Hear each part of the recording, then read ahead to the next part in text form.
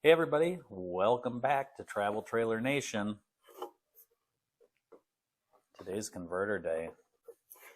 You're going to see a video in a couple minutes. This is the old converter. I tested it and you can see the fuses are missing. They're 35 amp fuses. I checked both of those. They were good. The converter's putting out 0 volts. So anyway, that's kind of where that whole thing went. So I thought I'd give you guys kind of a preamble to the video. If you've had a travel trailer for any amount of time, you'll probably end up replacing the converter at some time or another. They say that the life expectancy of the converter is about 5 to 10 years under normal circumstances. So Tammy and I don't really have normal circumstances. We have an overhang next to our shop that covers the whole travel trailer, and we have it plugged in 24/7. So we were probably lucky to get the 7 years out of that converter that we did. I've had it replaced one other time under warranty, and that was the first year we had the trailer, and I would say we were maybe 3 or 4 months into owning it, and it just failed. I have no idea why. But they did replace it, and unfortunately what I found and what you'll see when we get into the video is that they did not secure it well enough against that back wall. Grand Design's kind of disgusting in the way that they kind of shortcut fastening that converter in there. They should have done a deck mount. That would have made things a lot easier, but they put it against the wall, then didn't, instead of using 4 screws, they used 3. And when it was replaced, the guy didn't tighten in the bottom 1 screw that goes into the wood. So, you know, not super happy about what I found in there, and you'll see it's a morass of wires when I pull that power center apart. So I'm not surprised overall that the converter failed because, like I said, it's probably seen more than its fair share of use. And the last time Tammy and I went camping, I had a feeling there was something going on with that because it just sounded out of the ordinary. I don't know how else to put it. I can't remember now if I thought the fan was running too often or the fan wasn't running or I didn't hear the converter. But I can remember telling Tammy, I said, you know, I think our converter, there may be an issue there. So anyway, net, if you've got a converter that's nearing the 10-year mark on your travel trailer, don't be freaked out if it fails.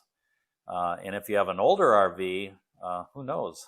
Maybe those converters were built better back then and you might go longer, just saying. Because right now we live in a world of disposable goods. And my opinion, and yours may be different, but my opinion is that's very unfortunate.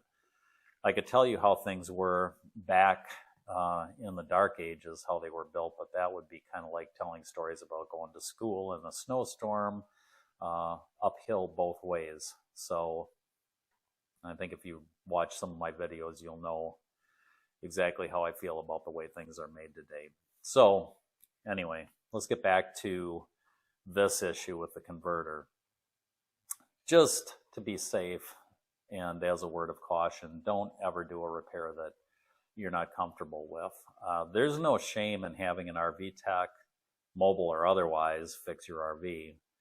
Some people aren't comfortable working with electricity, and that's perfectly okay. Just leave that work to an RV tech if that's the case.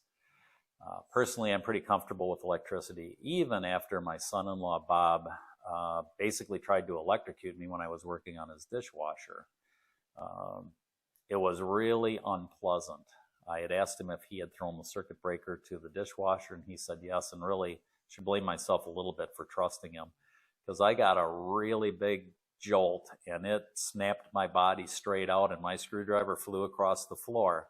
So I still don't have any issue working with electricity. Now I only have issues trusting Bob and working with electricity. So anyway, like I said, I got to put some of the blame on myself. I should have used a multimeter to make sure that there was no power going on to that line when I was doing the work.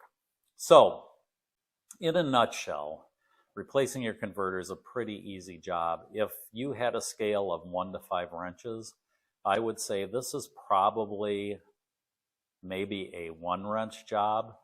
And depending on what you find, like when I got behind my power panel, which you'll see, my power center, there was a morass of wires and there was some trouble in there, and you'll see it. Although I got to apologize for how dark the video is. I had absolutely no power on in there, and it was very dark. Part of that's because we tinted the windows. But I would say, you know, it's probably a one wrench job out of 1 to 5. So it's pretty easy. If you haven't watched my video on counterfeit power converters, I will put a link up here or there. I'm not sure where it's going to show up. But anyway, I'll put a link up there so you can watch that video. So you want to make sure what you're putting in is a good converter, because you probably won't want to do it twice. So the tools you're going to need are a multimeter to make sure that you have absolutely no power. You're going to want a hex wrench for the converter terminals that hold on the positive and negative. And that's a 5/32 hex wrench. You'll want a number 2 square drive screwdriver. You'll want a Phillips screwdriver, more than likely, and you'll want some wire nuts. And so that should get you through the job. But let's talk about just the process briefly before you see the video, because it was so dark in there, you'll probably miss some stuff, and the angle wasn't great. It's a very small box I was working in to get to the converter. So what I did was I cut the AC power to the trailer, and I turned off the 12-volt DC cutoff switch. Then I verified there was no power in the 12-volt system with the multimeter, and you'll see that. Then I removed the ground wire because I had, it was a little hard to maneuver. I couldn't get to the ground wire with everything the way it was. I had to disconnect that first. I would have liked to have started with the ground, but anyway. Remove the ground wire, then remove the negative, and then wire nut it if you have a big enough wire nut. And if not, get some just to be safe. Remove the positive and wire nut it. Then unplug your converter. Mine plugged right into the back of the power supply and the power center. And then you should be able to remove the converter.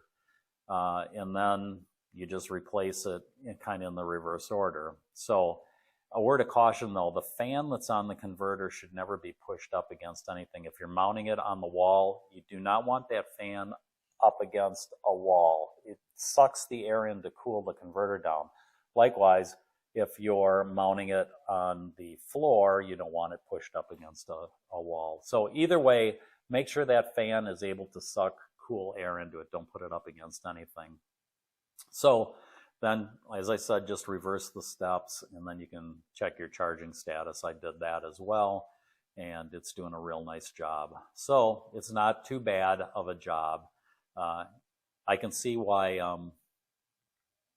a tech might charge you at least an hour's worth of labor on that, mainly because, well, at least in my case, because it was such a mess in there.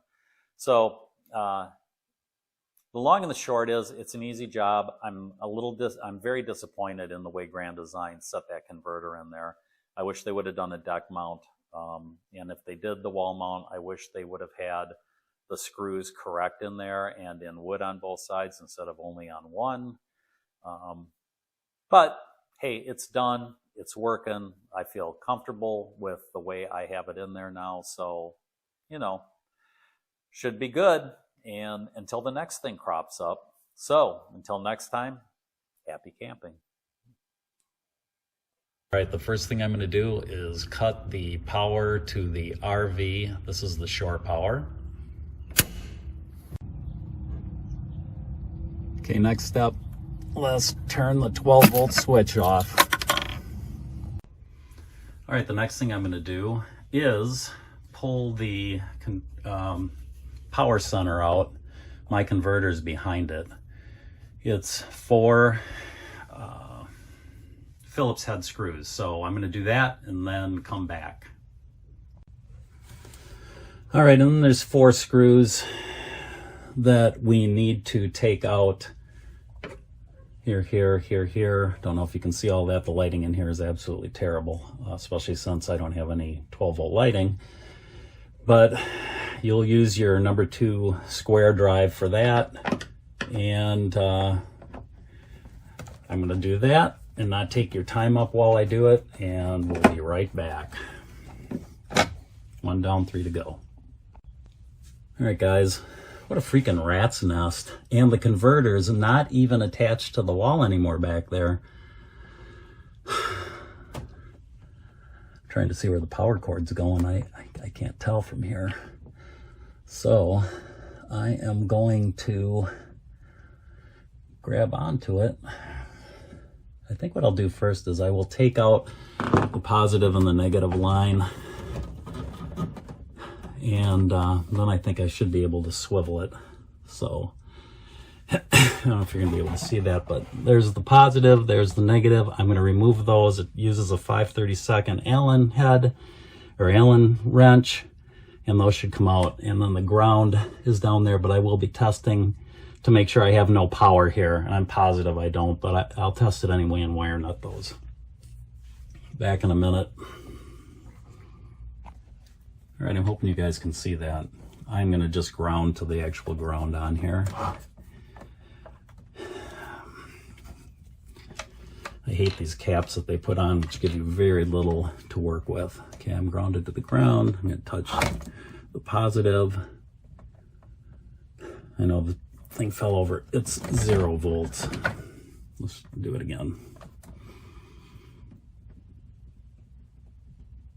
Nothing. Okay, so we're good.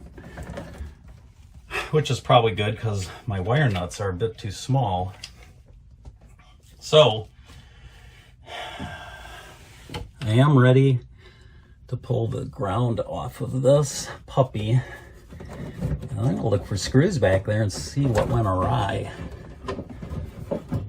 Looks like there might be 1 screw in. Hard to say. And I have to figure out where that is so that I can get that out. I have to bring it over. It is really a morass of wires in here. I wish they would have done something a little bit better, a little bit different. I got a plan for putting it back on though. So anyway, back in a minute when I get that puppy out. All right, just so you guys can see what's going on here. I have the old converter out. You see there's a screw just hanging out. There's a screw that should be there. And I think that screw is all the way in, and somehow when that fell, of course that dropped, and I need to get a new screw for that. So, and I have those, so it's not a big deal, but anyway, it's more involved than I thought it was going to be.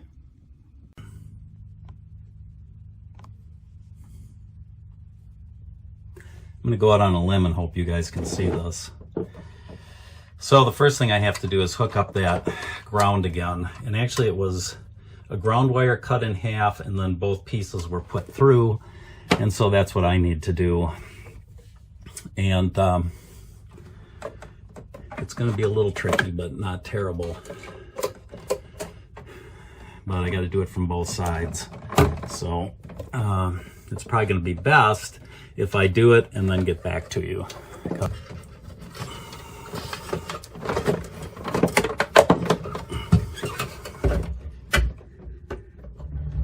Is a wicked angle. Okay, so the new converter's in. I have not plugged the power wire in back down here yet, but I'm going to do that, wrap this whole thing up, and then we'll give it a shot, turn it on, make sure it works. Oh, what a wonderful sound. I can hear that thing humming again.